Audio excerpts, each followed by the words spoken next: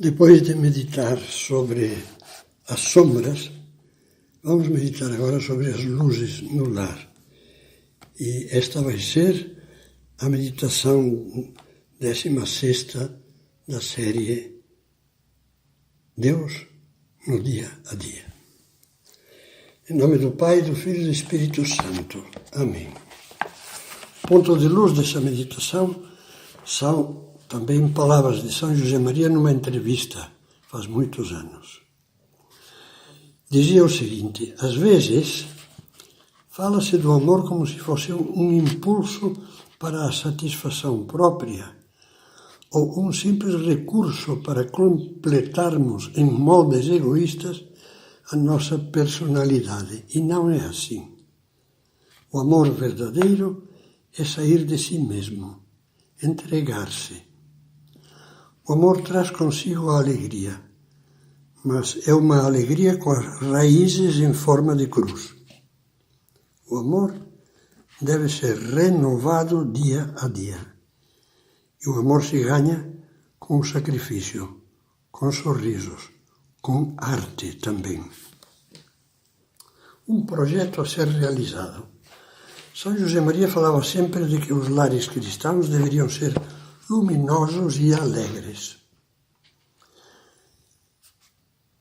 Enchem-se de luz os lares em que o casamento e a família são vistos como um projeto a ser realizado dia após dia entre os três: marido, mulher e Deus.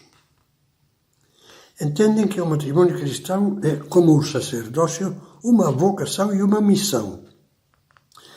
Que o dia das núpcias é apenas um início, que exigirá um aprendizado, uma retificação, um aprimoramento e uma renovação contínuos. Frise isso: aprendizado, retificação, aprimoramento, renovação contínuos. Alguém dizia com aparente seriedade que o matrimônio não existe. E com isso queria significar que é como o projeto de uma construção apenas planejada. Só se tornará real quando os esposos, com a oração, com o aprofundamento na formação cristã e a experiência, começarem a construí-lo. E deve ser uma construção permanente, diária, uma tarefa que durará a vida inteira. Os esposos precisarão de cuidar os alicerces, as bases fortes de um ideal familiar cristão, e escolher os melhores materiais, as virtudes humanas e sobrenaturais aplicadas a cada situação, fácil ou difícil. Virtudes, friso, não sentimentos, virtudes, fé, esperança, caridade, prudência, fortaleza, generosidade, desprendimento, etc. O alicerce insubstituível da família, como de toda a vida cristã, é Cristo, que está sempre pronto para ajudar mediante a graça do sacramento do matrimônio. Cada um veja como constrói, dizia São Paulo. Quanto ao fundamento, ninguém pode colocar outro diverso do que foi posto, Jesus Cristo. Sobre esse alicerce, os materiais, repito, são as virtudes. Uma família, um lar, construído sobre o direito de ser feliz e os meros sentimentos, é uma casa de papel que o mais miserável dos fósforos pode reduzir a cinzas. Ora, entre as muitas virtudes que se devem conjugar para a edificação de uma família bela e sólida, penso que há duas que têm um papel fundamental: a humildade e a generosidade. Vamos pensar um pouco nelas. A humildade. Quando se cultiva essa virtude, vai-se adquirindo um seguro de amor que previne a falência. O que desgasta a família é quase sempre a falta de humildade. Quer se chame orgulho, egoísmo, susceptibilidade, teimosia, prepotência. Tudo isso são colorações diversas do orgulho.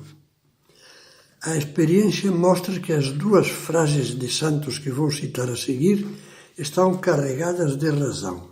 Santo Agostinho. Não há caminho mais excelente que o do amor, mas por ele só podem transitar os humildes. São José Maria. A soberba, o orgulho, é o maior inimigo da vida conjugal. Sugiro que se examine sobre algumas manifestações de humildade que anoto a seguir. O respeito mútuo dos esposos. Cada ser humano é a imagem de Deus e só por isso merece ser respeitado. São José Maria recordava que Cristo morreu por todos e que cada um vale todo o sangue de Cristo. Quando se perde o respeito entre marido e mulher, torna-se impossível a compreensão e o diálogo. Crescem as humilhações mútuas, a grosseria, o desprezo e a injúria, falhas que são a peste do amor. Com o egoísmo, o marido tende para a passividade no lar, para a poltrona, o jornal, a TV e outras formas de esquecimento dos problemas domésticos. A mulher tende a cair no desleixo, na apresentação, nas reclamações excessivas e nos maus modos. E os nervos ficam mais prontos para disparar. Um excelente ato de respeito é saber escutar, sem menosprezar a pessoa que fala. O livro da Imitação de Cristo diz: não queiras confiar demais na tua opinião. Sempre ouvi dizer que é mais seguro ouvir e receber conselho do que dá-lo. É sinal de orgulho e teimosia não querer concordar com os outros quando a ocasião e a razão o pedem. A virtude da prudência, muito ligada à razão e à reflexão, é a que nos indicará quando convém calar e escutar e quando convém falar.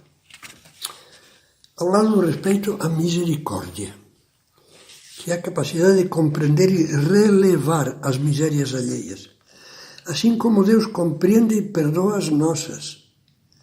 Consiste em saber desculpar, em não revidar na hora, em tratar de esquecer, mudar de conversa, perdoar. Perdoai e sereis perdoados, dizia Jesus.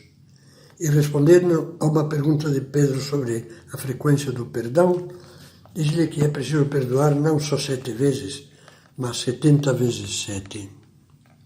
Custa perdoar, sem dúvida, mas com Deus podemos. Peçamos-lhe que Ele, Todo-Poderoso, queime o arquivo maligno que guardamos no coração, contendo a lembrança de todas as mágoas antigas e recentes.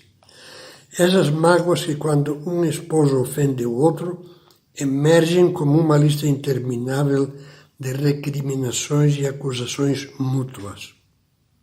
Como sofre o amor por não termos sabido calar e abandonar as nossas dores nas mãos de Deus. Ao lado dessas duas virtudes, o respeito e a misericórdia, a gratidão. É importante agradecer tudo, até os menores serviços e atenções, com simplicidade, sem cair no acostumamento, como se tivéssemos direito a tudo. É o conselho que o Papa Francisco não se cansa de repetir aos casais. Costuma falar de 3 palavras-chave para fazer o casamento durar: posso, obrigado e desculpe. Pense que um pequeno elogio, uma palavra amável, bem escolhida, é como o pó de estrela que ilumina o dia. Humildade e generosidade, dizia. Vamos dizer umas poucas palavras sobre a generosidade. Amar é dar, sobretudo é dar-se. O egoísta só pensa no que recebe e então calcula com uma balança interior mesquinha o pouco que dá. E pensa, dou muito. O generoso é como Jesus, que não se poupou em nada e deu a vida por nós. Vamos lembrar agora apenas dois aspectos da generosidade no cotidiano do lar. Ultrapassar-se a si mesmo. Não pensar, já faço muito, faço até demais. O coração generoso sempre diz plus ultra, mais além, como os antigos navegantes. Às vezes esse além será algum sacrifício mais custoso, que exige vencer o bem-estar e o comodismo. Mas na maioria dos casos será ir além em pequenos pormenores, nas coisas pequenas que renovamos, na inventividade e no cuidado das coisas mais comuns, como evitar a monotonia nas refeições ou nos assuntos de conversa, como cuidar da limpeza e dos enfeites que alegram o lar, ou como vencer o desleixo no arranjo pessoal. É aí onde se deve concentrar o espírito que refaz tudo, que transforma o mais comum em uma floração cheia de surpresas e de encanto. Para finalizar, pensemos que é da máxima importância o cultivo constante da vida espiritual. Já vimos que Deus deve ser o mestre de obras na construção do lar. Vou acrescentar agora que Ele deve ser a vida da vida dos protagonistas do lar. Alimentando-nos do pão de Deus na Santíssima Eucaristia, da Sua palavra na oração, das outras práticas de piedade e de devoção próprias do homem e da mulher de fé.